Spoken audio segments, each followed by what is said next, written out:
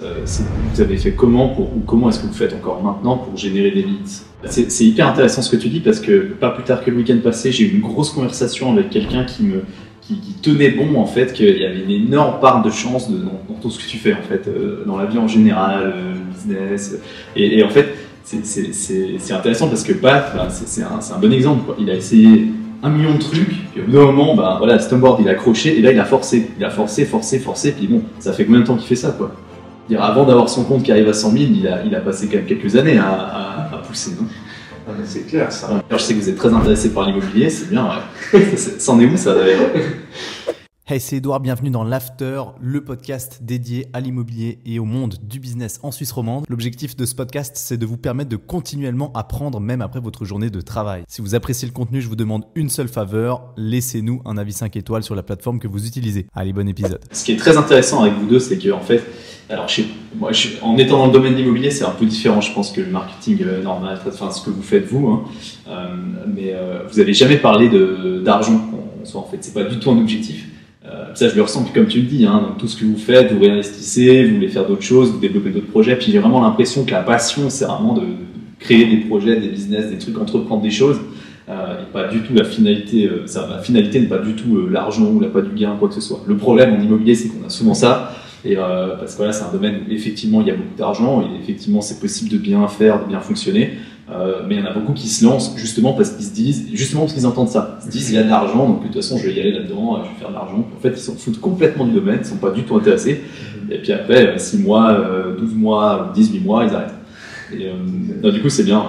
Donc, je pense que c'est de toute façon, si tu veux faire un truc assez longtemps pour que ça fonctionne, selon moi, tu as besoin de patience. Sinon, comme tu dis, au bout de 6 mois, t'arrêtes parce que t'en as marre. Je veux dire, on bosse les deux comme des salauds comme toi. Et puis, on se verse des mini-salaires. Donc, c'est clair que l'argent, c'est pas un objectif. Sinon, on aurait arrêté il y a plus longtemps. On aurait peut-être même pas commencé. Mais après, ce qui est sûr, c'est qu'au bout d'un moment, si ça marche, l'argent, c'est un peu une dérivée obligatoire. Si ça marche, l'argent, ça suit, entre guillemets. Ouais. Mais maintenant, ce serait pas sain que ce soit l'objectif principal. Les choses se font et puis voilà. Si tu apportes de la valeur aux gens, l'argent suit, mais c'est tout. C'est pas du tout un objectif, clairement. Ça suit. Je pense que tu peux réussir dans un domaine si t'es pas vraiment intéressé par ce que tu fais. Parce qu'en fait, dans tous les projets que tu fais, que vous faites, ce qui vous intéresse, c'est construire le projet, mais au final, le produit en soi ou le service, c'est pas forcément une passion. Non, je sais pas si t'es passionné par la cosmétique. Non, non, exactement. Donc c'est pour ça que tu restes sur le management, pas forcément l'exploitation. C'est ça. Et moi, ce que j'ai envie, c'est surtout donner l'opportunité à des gens, tu vois, parce que par exemple, comme on disait, les différents projets, c'est de trouver les bonnes personnes pour les gérer. Moi, j'ai envie de donner l'opportunité à des gens qui ont envie d'être là-dedans, de pouvoir vivre de ça, tu vois. Donc c'est un peu cette optique-là, de savoir aussi que pour moi, et tu vois, de nouveau, pour moi, la plus grande inspiration, ça a été aussi mon frère, où c'était une preuve réelle, preuve vivante que si tu aimes ce que tu fais, tu peux en vivre, et en vivre même très bien. Et alors que pourtant, lui, c'était de loin pas évident, parce que faire du snowboard et de la musique, c'est en tout cas pas là où tu te dis, en Suisse, tu peux vivre de ça. C'est même le dernier truc où tu te dis, tu peux vivre de ça.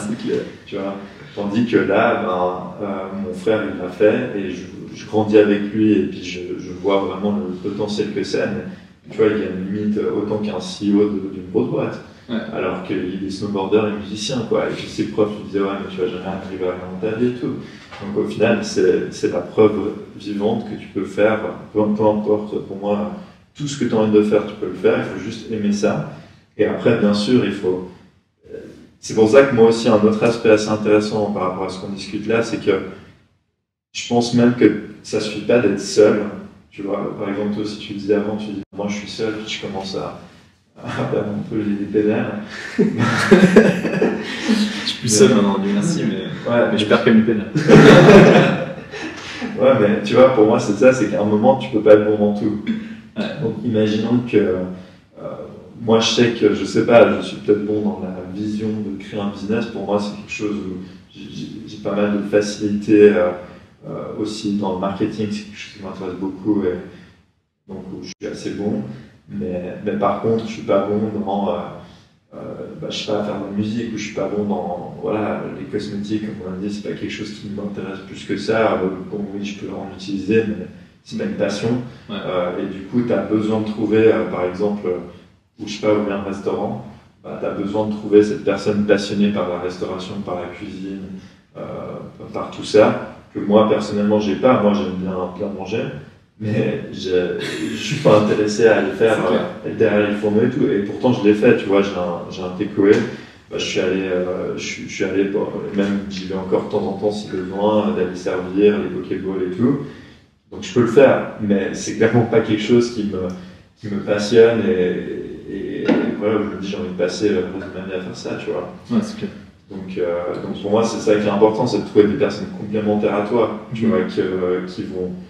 Toi, t'apportes ta valeur, donc nous maintenant on est une boîte de com, donc cette boîte apporte ta valeur parce que, en gros, t'as un projet, on peut te le marketer, on peut te faire un logo, une charte graphique, faire du contenu, faire un site internet, on maîtrise à peu près tout.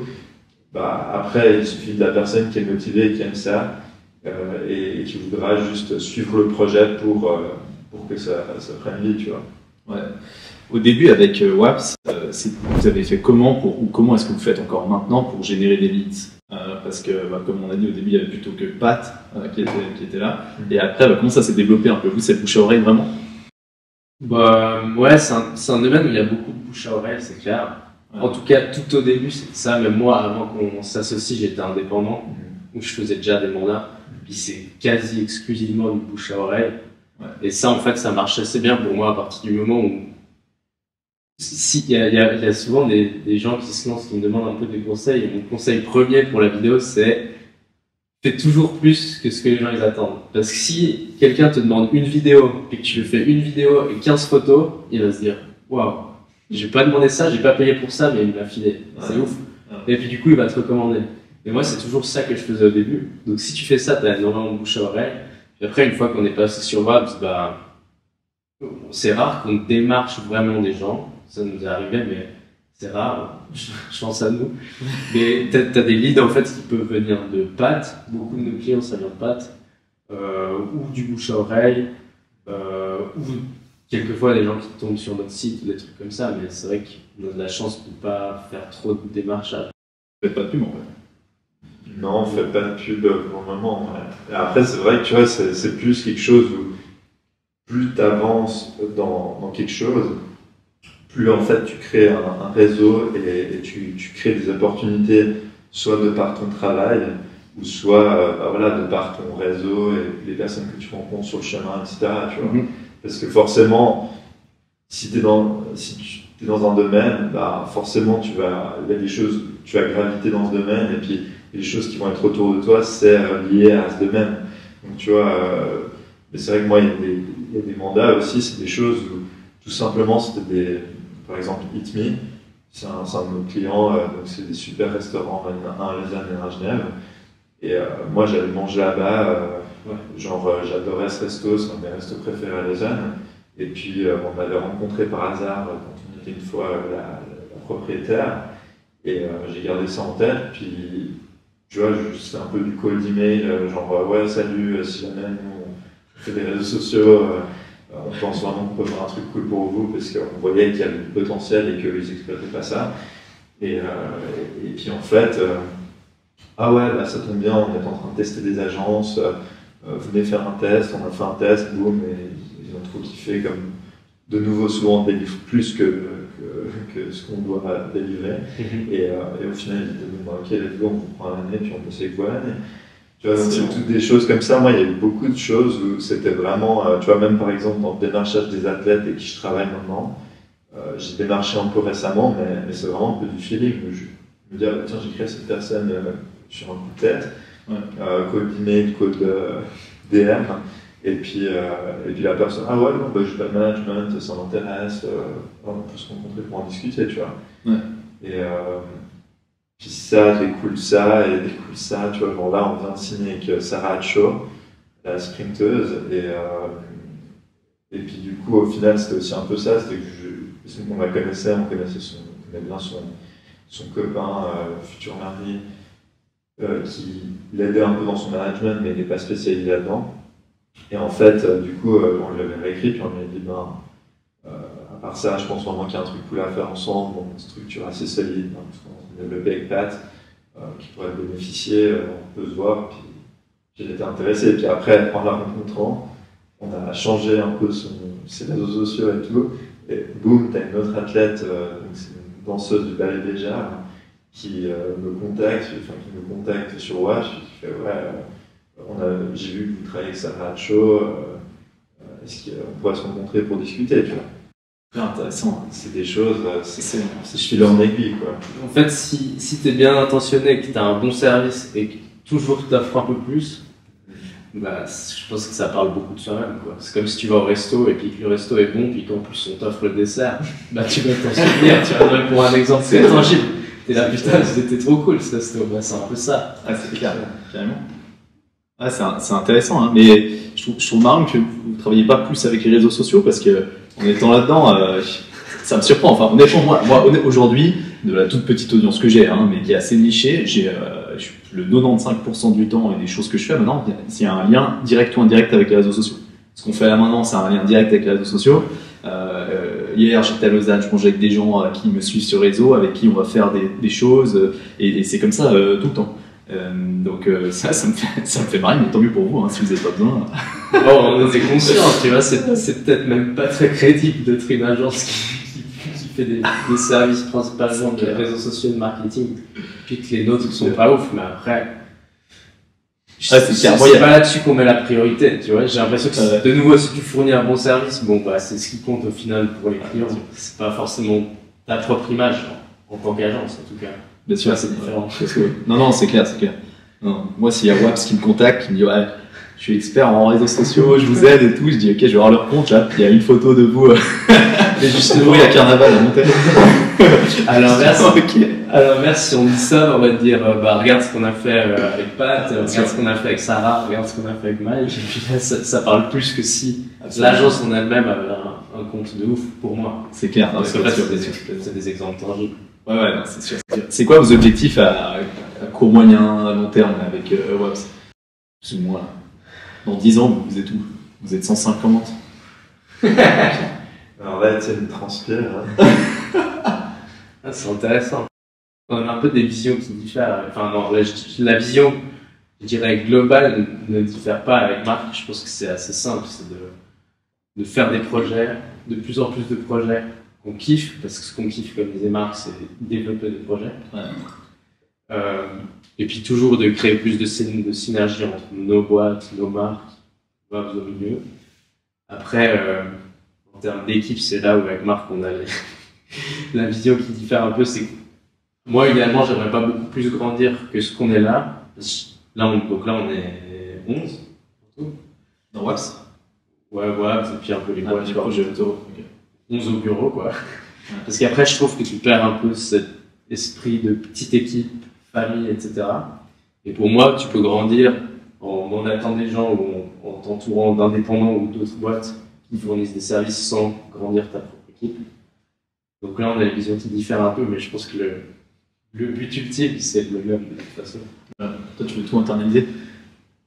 Pas forcément, mais c'est juste que c'est clair d'analyser un peu ce qui est le plus intéressant. Mais si tu veux, moi, à nouveau, dans cette optique où pour moi, il faut plonger, puis si on voit que c'est nécessaire d'avoir des gens en plus, puis surtout, c'est ça aussi, tu vois, moi, ce que, comme tu l'as dit avant, c'est de trouver des personnes talentueuses, passionnées, etc., et qui ont une vision de toi, c'est pas facile. Donc moi, en fait, du moment où je trouve des gens comme ça, et tu vois, c'est comme je disais avant, c'est qu'à un moment, c'est que monter des projets, moi, j'ai pas envie de suivre une marque d'habits A à Z, tu vois, je sais exactement qu'est-ce qu'il faudrait faire pour qu'une marque d'habits fonctionne, mais j'aurais pas envie, moi, de la gérer, d'aller suivre les fournisseurs, t'aligner les fournisseurs, machin. C'est pour ça que j'ai envie de trouver quelqu'un qui aime les fringues et puis la mode, et puis du coup, qui se prend du plaisir à suivre tout ça lui-même, etc. Puis du coup, il vit ça, tu vois. Mais du moment où tu trouves des gens qui sont talentueux, passionnés, et puis ils ont la même vision que toi, et puis qui disent moi je peux apporter de la valeur à ton projet, et j'ai pas envie de leur dire non, tu vois. Ouais. J'ai envie de leur dire viens, cool, welcome, plus on est de fous, plus on rit, tu vois. mais après, c'est clair, bien sûr, mais je sais pas, tu vois, j'ai pas envie qu'on soit 100, c'est pas mon but, mais si on doit être 100, ben on sera 100, tu vois. Il va falloir changer de bureau, là. Tu me trouveras un peu des niveau sympas où on fait une promotion ensemble, c'est comme on fait Coca. Ah ouais, un jour, dans quelques années. Ouais, c'est clair, c'est clair. D'ailleurs, je sais que vous êtes très intéressé par l'immobilier, c'est bien. Ouais. C'en est où ça d'ailleurs? Ouais. Combien d'immeubles vous avez acheté là la dernière fois? Pas encore, malheureusement. Ouais. C'est dans nos têtes, mais. C'est un des futurs projets dans le pipe.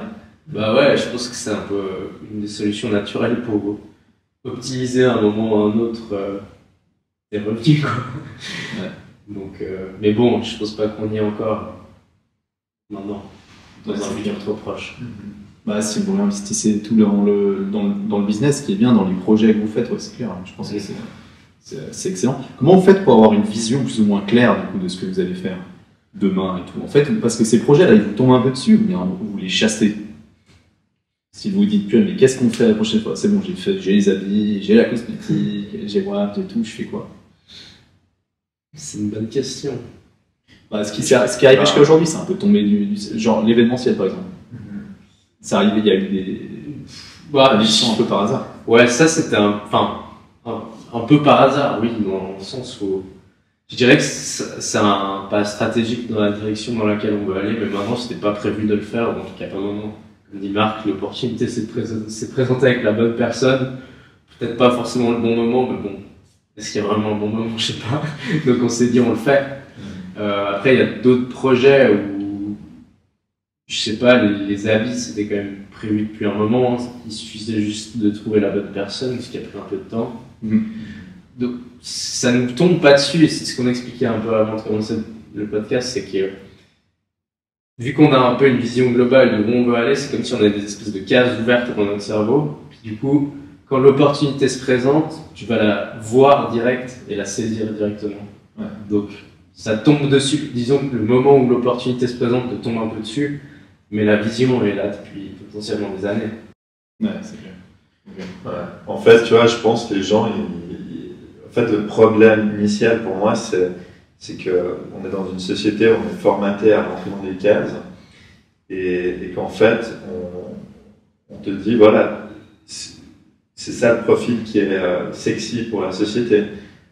Si tu es, donc imaginons que toi, tu testes plein de choses, parce que pour moi, c'est ça, c'est qu'à un moment, dès que tu es enfant, c'est ça qui est intéressant, c'est que si par exemple, dans l'éducation d'un enfant, tu lui fais tester plein de choses, ça lui permet de goûter à ces différentes choses et donc de voir si une chose lui plaît ou non. Donc il goûte à, bien sûr, l'école, il n'a pas le choix, donc il va goûter à maths, chimie, physique, machin, donc ça de toute façon il lui passe. Donc bien sûr tu peux, il y en a qui adorent les maths, il y en a qui adorent la physique, la biologie, l'histoire, j'en ai aucune idée. Mais après tu lui fais goûter un peu de la musique, qu'il essaie de jouer un instrument, bah, moi j'ai aussi fait de la musique quand j'étais plus jeune, j'essayais des instruments et tout. J'ai jamais croché au point où je me suis dit, ah voilà, c'est une passion, j'ai envie de faire la musique à fond. Mes frères, à contrario, bah, eux, ils sont deux musiciens, et maintenant ils vivent de ça, tu vois. Donc au final, parce qu'ils ont testé la musique, mon frère, il a testé des pattes avant de faire du snowboard, il a testé genre 10 sports. Je me rappelle, il faisait du basket, il faisait du roller, du skate, du tennis, du foot, tu vois, donc du judo aussi. Ouais, il a passé par plein de sports et tu vois, il y en a plein où voilà, il était certainement un peu bon dans pas mal, mais par contre, celui où il a vraiment croché, où il a dit mes parents, c'est ça que je veux faire de ma vie, c'est le snowboard, tu vois. Donc au final, pour moi, c'est ça qui est assez important dans la vie en général, c'est d'être dans l'optique, ok, être ouvert, se rendre compte que tout est possible, de partir déjà dans cette idée-là où peu importe ce qu'on veut faire, on peut le réaliser. Et du coup, après, de tester plein de choses et puis d'être passionné, tu vois, de se dire, d'être curieux et passionné. Donc après, tu te dis, j'aime la nourriture. Ah oui, pourquoi pas ouvrir un restaurant un jour, tu vois. Je suis passionné, je cuisine tout le temps, je fais des recettes de malade. Tu peux être, je sais pas, restaurant ou faire un blog en restauration. Tu peux de toute façon trouver une débouchée dans ce que tu aimes, tu vois. Ouais. Après, si tu veux pas le faire professionnellement, libre à toi aussi, tu vois. Mais après, si tu voulais le faire professionnellement, tu peux très bien le faire. C'est hyper intéressant ce que tu dis parce que pas plus tard que le week-end passé, j'ai eu une grosse conversation avec quelqu'un qui tenait bon en fait qu'il y avait une énorme part de chance dans tout ce que tu fais en fait, dans la vie en général, le business. Et en fait, c'est intéressant parce que Pat, bah, c'est un bon exemple, quoi. Il a essayé 1 million de trucs, puis au bout d'un moment, bah, voilà, le snowboard il a accroché et là il a forcé, puis bon, ça fait combien de temps qu'il fait ça, quoi? Dire, avant d'avoir son compte qui arrive à 100 000, il a passé quand même quelques années à pousser, non? Ah, mais c'est clair, c'est un combat, et c'est ça le truc qu'on voit pas, c'est que tu vois pas, le truc c'est que tu vois sur les réseaux sociaux, et tu vois un peu la personne qui, je sais pas, snowboarder, surfeur, violon, guitare, sur les plages, d'aller au Nicaragua, donc, mais ce que tu vois pas, c'est tout le travail derrière, où c'est un acharné du boulot. Le gars, il monte lui-même ses vidéos, il monte des pubs pour des marques, genre là, il a VV comme sponsor, et c'est lui qui monte sa propre pub, qui va passer à la télé. Tu vois un peu le délire, alors que c'est un snowboarder, musicien, et non, puis en plus il aime l'editing et il s'intéresse à la vidéo, à la direction, donc il devient, et c'est ça, tu vois, pour moi, en fait, on a la fâcheuse tendance à vouloir mettre les gens dans ces cases, mais Pat, il m'a dit, un jour il était snowboarder, après il a eu une blessure, il devait passer ce temps hors de la neige, tu vois, genre, il avait de toute façon pas de choix, pendant 6 mois il devait être hors neige, donc on s'est dit, moi je me rappelle de la discussion qu'on a eue, tu vois, c'était, bah, écoute, t'as 6 mois, en plus le pire c'est que ça suivait d'autres blessures qu'il a eues juste avant, donc il a enchaîné je pense 4-5 blessures avec des intervalles très serrés, et en fait, là, le ligament croisé, il était dévasté, tu vois, il était, c'est bon, j'arrête ma carrière. Puis là, moi, ce qu'on m'a dit, c'est que je lui ai dit, écoute, de toute façon, t'es out pendant quelques mois, donc ce qu'il faut focus maintenant, c'est qu'est-ce qu'on peut faire pendant ces quelques mois pour que ce soit utile pour toi. Vu que tu peux de toute façon pas faire du sport, tu peux pas aller courir, tu peux pas faire du snow, donc on va faire des choses qui sont utiles. Donc lance-toi dans la musique. On crée un groupe de musique. Il y avait notre autre frère qui était aussi musicien, qui faisait de la musique. On a un pote qui était batteur, puis on trouve un autre gars pour faire la basse. Et ils ont créé le groupe et il a commencé vraiment de rien à écrire ses premières chansons avec l'aide d'un sponsor. Et puis on payait une coach de chant et puis d'écriture. Et il lui a appris un peu comment écrire une musique. Et il est parti de là. Et après, qu'est-ce qu'on a fait? C'est qu'on allait dans un studio à Zurich. On se dit, bon, on trouve un studio, on enregistre une musique. Donc c'est tout faire les premières choses alors que t'es nobody, tu vois, t'es genre personne, mais ça veut pas dire que tu peux pas écrire une musique, ça veut pas dire que tu peux pas l'enregistrer, ça veut pas dire que tu peux pas produire avec des producteurs. Et tu vois, pour moi, c'est ça aussi dans la musique, c'est qu'à un moment, ce que j'ai réalisé et ce que je peux conseiller à des artistes en Suisse, c'est mais ne restez pas en Suisse, on est nul en musique en Suisse. Je veux dire, on est des pives, quoi. Je veux dire, justement, un de mes frères, il voulait faire, Max, il voulait faire des études de musique à Lausanne. Et en fait, ils ouvraient, donc il y a quelques années, la première fois la section de musique moderne. Donc avant, c'était que du jazz, des trucs. Donc déjà, t'es complètement à côté de la plaque. Ils ouvrent ça et ils donnent la chance à 7 personnes. Il n'y avait que 7 jeunes qui pouvaient faire cette section. Mais qu'est-ce que tu veux faire? Bon, après, moi, de nouveau, tout arrive pour une raison. Il n'a pas été sélectionné, il est parti à Londres. Et du coup, maintenant, il se développe à Londres, où ça, c'est un environnement sérieux pour la musique, tu vois. Ouais, bien sûr. Ouais, donc, à un moment, la seule chose que tu dois faire, c'est genre te lancer, peu importe ce que tu veux faire, et faire les choses à fond. Tu aimes la musique, bah, tu joues, t'écris des musiques, t'essayes de les enregistrer. T'as pas l'argent, bah, tu fais un crowdfunding pour lever l'argent pour payer le studio puis l'enregistrer. Travailler avec des producteurs qui sont internationaux, tu vois, parce que du coup, tu t'élargis et t'es pas juste dans ta petite Suisse, mais tout à coup tu bosses avec un mec à Londres ou à Los Angeles ou machin. Et tout ça, c'est faisable. Bien sûr, c'est un petit budget, mais c'est pas non plus 100 000 balles. Ça demande surtout des efforts. C'est des efforts et du travail, c'est clair. En fait, j'ai l'impression, moi, en général dans la vie, que la chance, elle se provoque en fait. L'opportunité, elle se provoque. Et en fait, tu fournis. Et au bout d'un moment, bah, si tu lâches pas, il y a un truc qui va arriver. Il y a un mec que tu vas rencontrer, qui va te faire rencontrer un autre gars, qui va te faire rencontrer un autre gars. Et puis petit à petit, bah, il va y avoir un truc qui va se développer gentiment, quoi. Et moi, c'est ça, la chance, c'est qu'en fait, c'est du travail acharné de manière répétitive, beaucoup de préparation qui fait que soit tu vas avoir une opportunité que les autres n'auraient pas vue, soit le jour où une opportunité va se présenter, tu auras travaillé toutes ces années pour pouvoir la saisir. Sinon, tu n'aurais pas pu la saisir autrement. C'est juste ça, en fait. Ce que les gens perçoivent comme la chance, en fait, c'est du travail. Exactement. Pour moi. C'est juste que vu que la chance, c'est à l'instant T, tu vois pas tout ce qu'il y a derrière. C'est exactement ça. C'est comme ce que tu expliquais avant avec la sprinteuse, je sais plus comment elle s'appelait, mais tu la contactes, tu commences à bosser avec elle, et puis ensuite ça se passe bien, et parce que tu as produit tout ça, d'un moment tu peux aller voir quelqu'un d'autre et dire j'ai bossé avec elle, regarde. Et du coup, si vous deviez recommencer à zéro avec Waps, là, qu'est-ce que vous changeriez? Non, je pense que c'est impossible de faire les choses parfaitement, mais je pense que le fait de faire quelque chose, c'est déjà positif. Et après, tu apprends tes erreurs et puis tu t'adaptes. Mais du coup, voilà. Enfin, je pense que moi, perso, je suis heureux où je suis maintenant, quoi. Et, donc, vous n'avez pas fait d'erreur de prise de décision? Vous auriez dû peut-être aller plus vite d'un côté, engager quelqu'un plus vite ou plus tard, ou la mauvaise personne? Je crois pas. Ça, on n'a pas encore fait de grosse erreur. En tout cas, on s'est dit putain, c'est la merde. C'est tellement incroyable. On a de la chance. Tout ce que vous faites, c'est juste. Non, c'est pas juste ou faux, mais c'est. Je sais pas, ça nous convient, quoi. Ça nous a toujours convenu.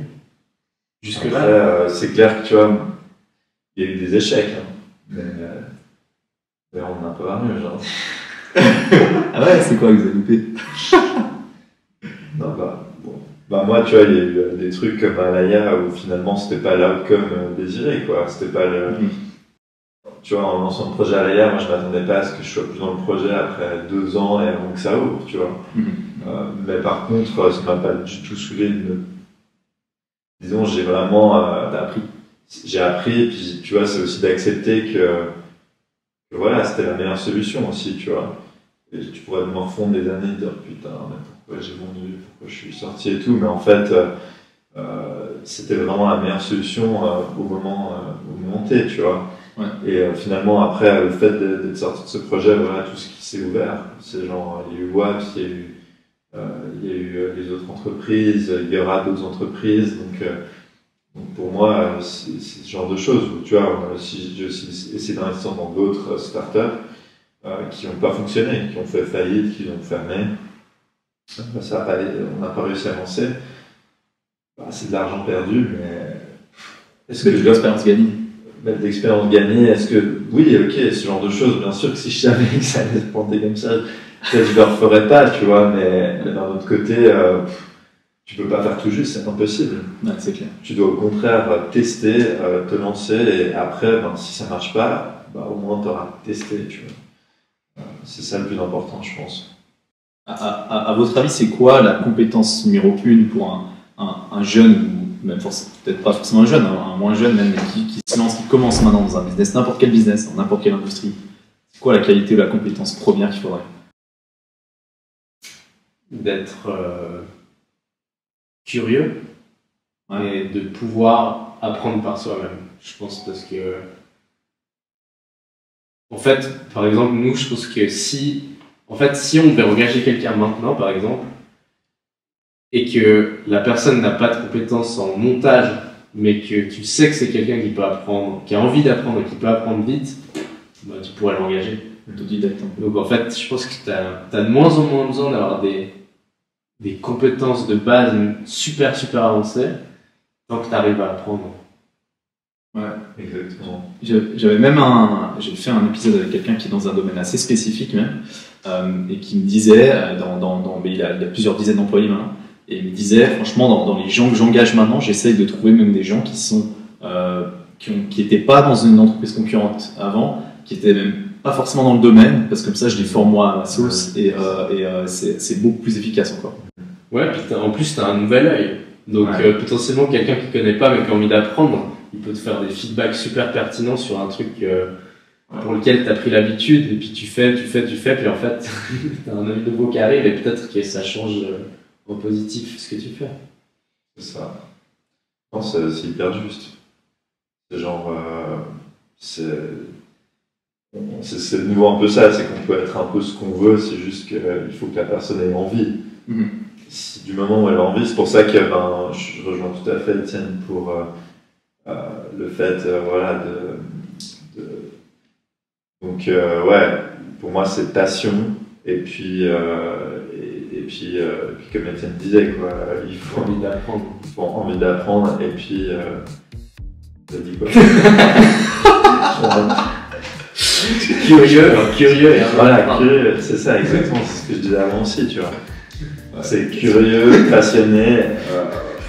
Mais tu vois, si t'es passionné, t'as envie d'apprendre. Donc c'est nouveau, c'est vraiment ces deux aspects-là. Genre, la passion et puis la curiosité. Et de se lancer, tu vois. Bon, bah, magnifique. Ben, en tout cas, chapeau pour tout ce que vous avez fait jusqu'à aujourd'hui. Je sais que c'est que le début, je sais qu'il reste encore beaucoup d'étapes.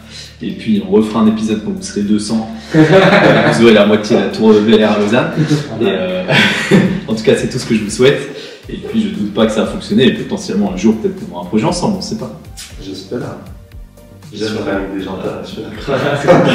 Passionné et curieux. On avait parlé Et acharné. Ouais, c'est clair. Bah, merci à toi. À dans Merci à quelques années. C'était top cet épisode. A plus, merci beaucoup. Merci, Ciao. N'oubliez pas de liker.